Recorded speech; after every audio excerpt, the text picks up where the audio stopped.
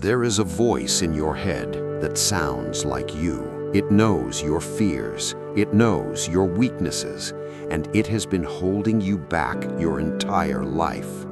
It whispers when you want to start. Not now. You're not ready. What if you fail? It sounds logical, reasonable, safe, but it is not protecting you. It is controlling you. Every time you think about improving your life, that voice shows up. When you want to wake up early, when you want to start the business, when you want to go to the gym, when you want to speak up.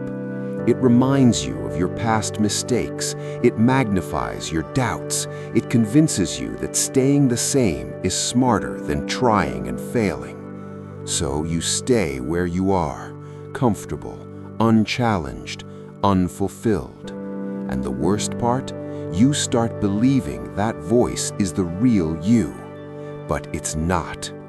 That voice is fear. That voice is conditioning. That voice was built from past failures, criticism, and moments when you chose comfort over courage. It is not your identity. You have listened to it for too long. You have obeyed it for too long, and now your life reflects it. Look at your habits, look at your results, look at the gap between who you are and who you could be. That gap exists because you keep negotiating with weakness. Here is the truth. You don't silence that voice by waiting for confidence. You silence it through action. When the voice says sleep in, you get up. When it says skip the workout, you train harder.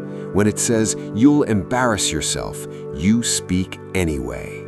You stop arguing with it. You stop trying to feel ready.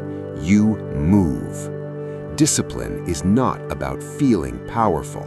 It's about acting despite feeling powerless. Every time you do the hard thing, the voice gets quieter. Every time you keep a promise to yourself, you take back control. Every time you choose discomfort, you strengthen your real identity.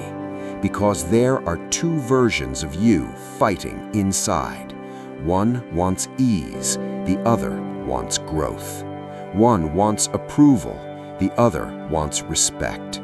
One wants today to feel comfortable, the other wants your future to be undeniable. You cannot serve both. If you keep obeying the weak voice, you will live a small life. You will watch others move forward while you explain why you can't. You will build a story full of excuses instead of results. But if you break free, if you decide that your actions matter more than your thoughts, everything changes. You begin to build evidence that you are capable, evidence that you are disciplined, evidence that you are becoming someone stronger. And over time, the voice that once controlled you becomes background noise. Then one day, you wake up and realize something powerful. You are no longer fighting yourself. You are leading yourself. That is freedom. Not the absence of fear, but control over it. So the next time that voice tells you to wait, to quit, to stay small, recognize it and do the opposite. Not tomorrow, not next week, today. Because the longer you obey that voice, the longer you delay the life you know you're capable of living.